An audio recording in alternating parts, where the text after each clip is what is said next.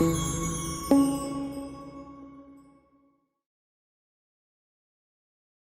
and welcome everybody to the ORCAs in Action podcast. My name is Kevin McMenamin with Loss Prevention Magazine, and with me is my partner in organized retail crime, Jack Britton. Hello, Jack. Hey, Kevin. Hey, everyone.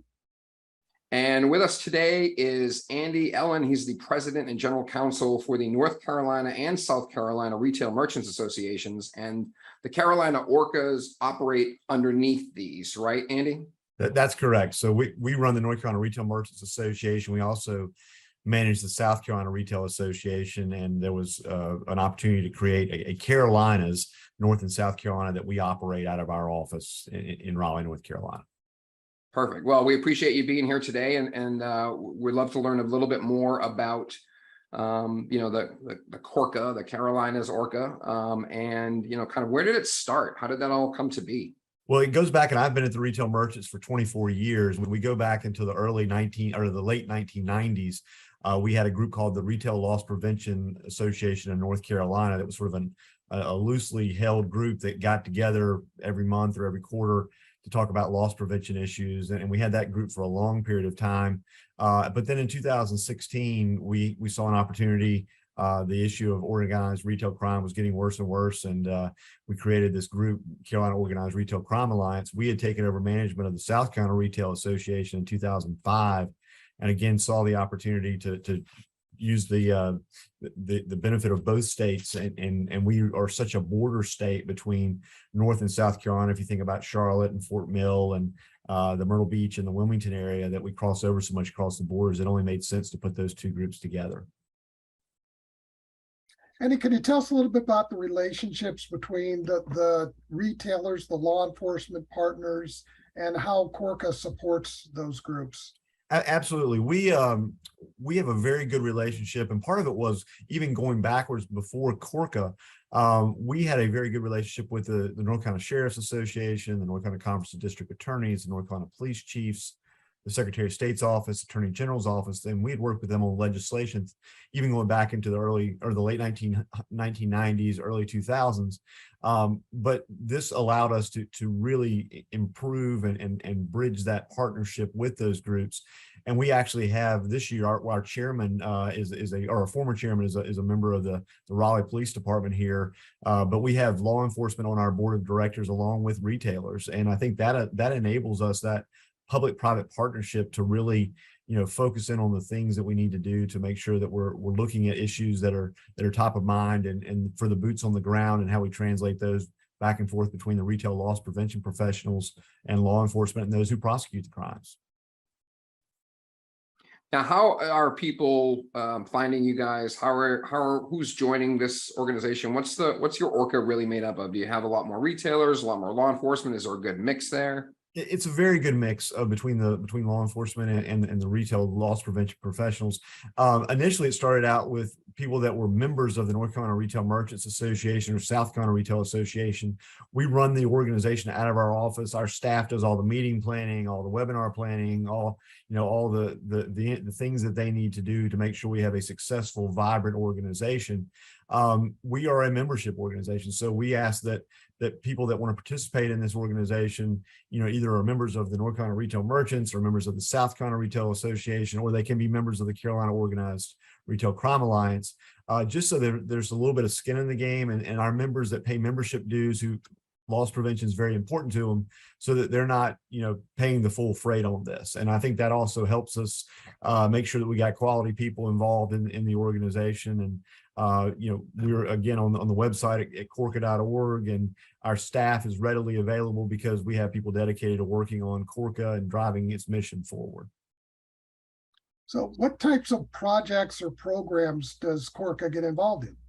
So we do quarterly meetings, most recently, obviously, through the web. We used to do them live and in person all the time, but with relevant topics, cybersecurity, human trafficking, the latest on surveillance, the latest on data privacy, things that are really top of mind to the retail loss prevention, and also cross over into law enforcement. What we see so much in this world, and I think you saw this bear out in the Homeland Security study recently, was that loss prevention and organized retail crime used to be viewed so much as a crime against property, not as a crime against people.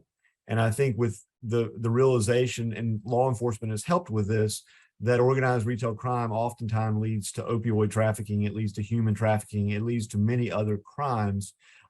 So we're trying to make sure that we're bridging that gap and educating law enforcement and district attorneys who are prosecuting this about what this crime is really about, but then also making sure that they're telling us the tools they need to prosecute the cases.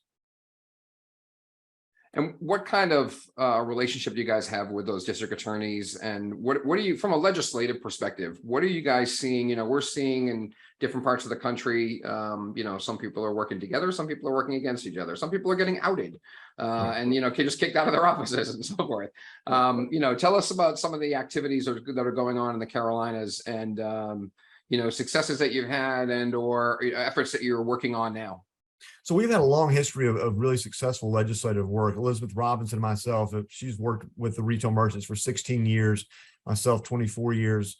Back in 2007, we passed a major organized retail crime package. That was before the CORCA came about.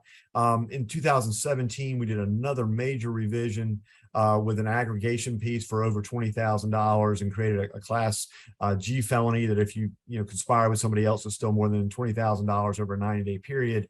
It went into a class G felony, and then also allowed them to go across jurisdiction, so across county lines in order to do that. This past session, we really, I think, had we did a two-pronged attack on organized retail crime, and probably one of the best, if not the best, organized retail crime bill in the country. Two-prong in that we increased the penalties for those stealing over $50,000 and made it a class a F felony, and then over $100,000 if you're conspiring with somebody else, made it a class C felony, which gives you definite jail time. Because what we heard from district attorneys and law enforcement was people were leaving in and out of the doors, and by the time they got them the paper process, they were back on the street again. But then we also did some other things, again, with input from the district attorneys. We did a thing where if you assault a retail loss prevention officer or a security guard while you're stealing property, it's an A1 misdemeanor. It's a separate offense, which helps increase the penalties on that, as well as if you destroy real property, a smash and grab, smash the window, whatever that may be, also a class A1 misdemeanor. And then if it was over $2,000, we gave law enforcement the ability to seize the vehicle that the items were being moved about in. And then finally, a couple that were really important were allowing the retailer to sue and take off all the caps on consequential and compensatory damages on what they could recover for both damage to their store as well as lost property. And then the last thing we found, the district attorneys gave us this one, which was property would get seized in these large busts. And we had one in Charlotte that was worth about $250,000 recently, one near Concord Mills in North Carolina that was worth about $400,000. That property would sit in an 18-wheeler or a couple 18-wheelers or in a storage facility for up to 2 years until trial. And the retailer couldn't get the property back. And the supply chain challenges we had today. So we put a provision in that allowed the district attorney to catalog that item, have the defense attorney come look at it, video it, and then return the property to the owner, to the retailer, if they were able to do so, and identify who the property came from, which was a big piece. The second prong of that was, and you've seen this in other states, the Inform Act. We used to see so much property that ended up at the flea market. It ended up at the pawn shop until we started requiring records there. We did the piece on the online marketplace, and actually in cooperation with Amazon on that bill. And we had one no vote and somebody who thought the penalties should be harsher, those criminal penalties we talked about. But the criminal penalties go into effect December 1st. And the Inform Act piece will go into effect on January 1 for some more transparency on online marketplaces. But it was a coordinated effort with both legislators of both parties, Democrats and Republicans, as well as the Conference of District Attorneys, the police chiefs, and the sheriffs, all marching in the same pathway, because they didn't want to see what was happening in some of our Western states, whether that's California or others. They didn't want to see that activity here. We were starting to see some of it, but they didn't want to see it grow to the level that you've seen in other places. Andy, obviously everything that you just told us shows some pretty strong success. Can you point to any particular success stories that you might want to be able to tell the audience about? Well, on the loss prevention side, again, we have done a really good job, again, coordinating with loss prevention and district attorneys and law enforcement. I think you saw some of that, again, bear out in some of the cases we've recently seen in North Carolina that was started by the relationships we built.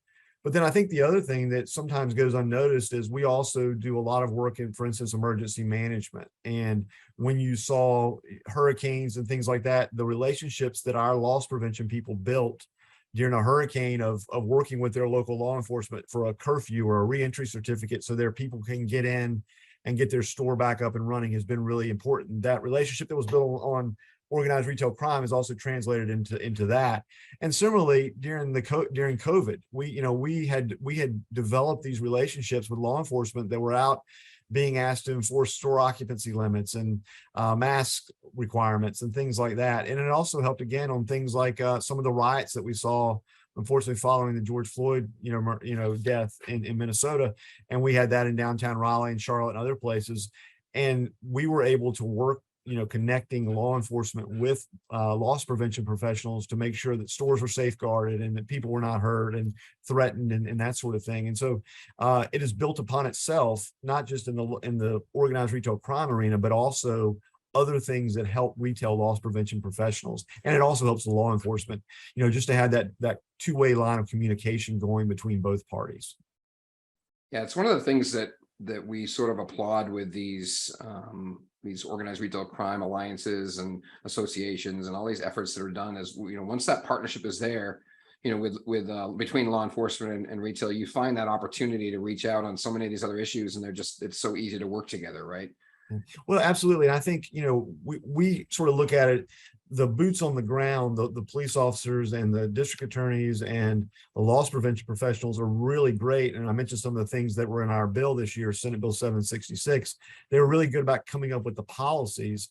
And then they sort of handed the baton to Elizabeth and I on the lobbying side to go in and work with the legislature, where we have long-term relationships and have worked repeatedly with certain legislators on loss prevention issues. So they hand the baton to us and we carry out the policy side of it, which is what we're really good at. And I think that's been, really helpful. But it was also helpful, when we go into a legislative committee and here comes, a sergeant, who walks the beat for in the city of Raleigh or Charlotte, and they're able to say, this is not the retailers being self-serving. This is a real problem, and here is why. Again, maybe it's tied to human trafficking or opioids or drugs or something else. And then similarly, the district attorney saying, we need these tools in our toolbox because these are really, again, not crimes against property per se, they're crimes against people. And we need to have the tools to prosecute them, like the big bus, that's over $100,000. We want to give that guy jail time, that ringleader. And I think those relationships and the ability to work together has been really beneficial for everybody. So why should someone get involved in CORCA? Why should retailers get involved? Why should law enforcement folks get involved? Well, I think there is a huge benefit, again, to communication and understanding the sharing of information, based whether that's on the techniques that these organized retail crime gangs are using, or if it's knowing who to call in this town, that this police chief or this city, that this police chief or this detective is the guy. Once you get the case moving, or you think you have the case, that this is how we're going to do this case in this county, or same way with the district attorney. How are you going to put that case together?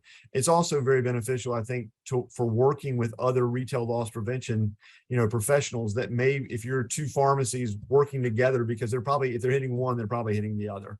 And similarly, if they're hitting one department store or one big box store, they're probably hitting the other. So I think that is really beneficial. The relationship building, the information sharing. Again, I mentioned that we are on, if you look in North Carolina, we're on I-85, I-40 corridor, running towards South Carolina, towards Tennessee. We're the I-95 corridor that, intersects with I-85.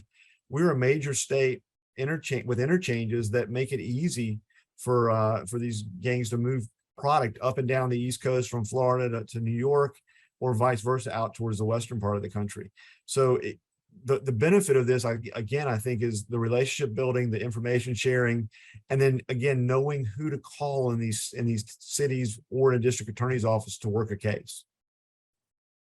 Excellent. So that was the why. How about the how? So how do we get involved? How does somebody who wants to get involved with the Carolinas Organized Retail Crime Alliance, who do they reach out to, or is there a website, an email address? What's the best way to get involved? So we have a website, great, and it's updated all the time. Carolina, it's corca.org, CORCA.org. You can also call our office, and the phone number is on there. Again, we have a professional staff that operate in this space. We're not a team full of volunteers. So our association has invested heavily into CORCA because it's a valuable member benefit. And so we have staffing that can, answer the phone and get you to either Elizabeth Robinson or Jessica Jovanovich on our team. And their emails are also on the webpage, and, they are glad to help you, whether that's, again, calling in or emailing in.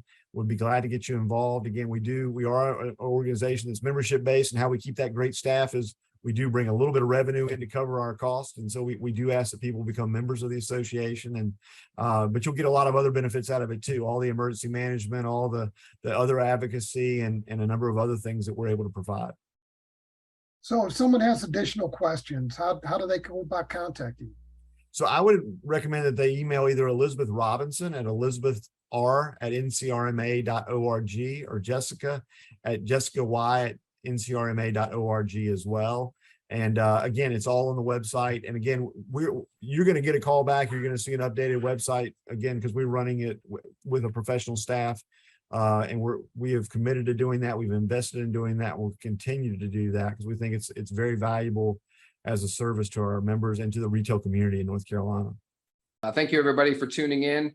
This has been the ORCAs in Action podcast. I'm Kevin McMenamin, your host. We've been with Jack Britton and our guest today, Andy Ellen, the President and General Counsel for North Carolina and South Carolina Retail Merchants Association, and subsequently the Carolinas Organized Retail Crime Alliance. So thank you again, Andy, and thank you, everybody, for tuning in. We hope to catch you next time. Thank you.